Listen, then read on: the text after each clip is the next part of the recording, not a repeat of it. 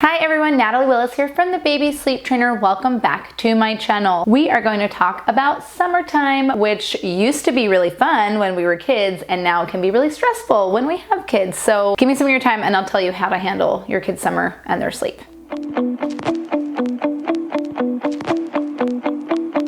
One thing that summer tends to mean for all families is travel.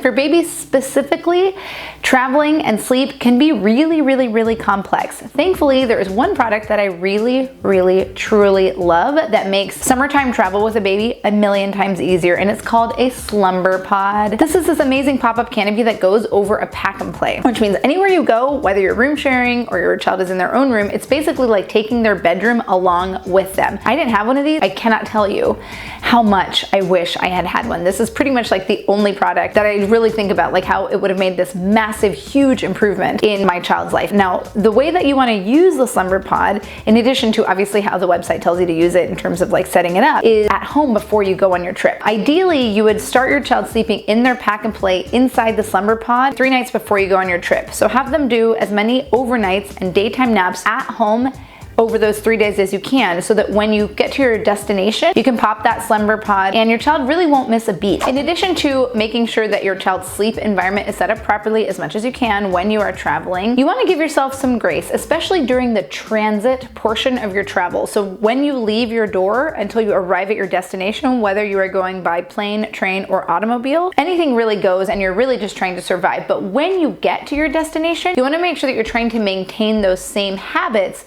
at your destination as much as you can, and know that you can always get back on track when you go back home. But I have a number of blog posts that are really helpful that I'm going to link below so that you can check them out. We've got one on domestic time changes, and then I also have a great blog post on like jet lag, right? So if you're going to go all the way to Asia or wherever you are, where you're going to have like a lot of hours of time change. And there's also a really great blog post on how to help your baby sleep on a plane. Summertime usually means warmer nights, and even if you have an HVAC system, it doesn't always mean that your baby's room is reliably cool. You might not have an HVAC system or an air conditioner, which means your baby might be in a warmer room. So a couple of tips here. It's very easy for a baby to overheat. It's actually easier for them to overheat and for that to be dangerous for them than for them to be too cold. So usually families during the wintertime, for example, are sometimes overdressing their children. A diaper and a onesie or a diaper and like a little t-shirt, that's it. They really don't need very much. Don't feel like you need to put a lot of clothes on them. You want to make sure that you're keeping your child's bedroom as close as possible to the ideal room temperature, which is somewhere between 68 to 72 degrees. And then of course, don't forget a good old fan. You don't have to point it exactly right at your baby, but a little bit of air circulation can actually help a lot and help them be a lot more comfortable.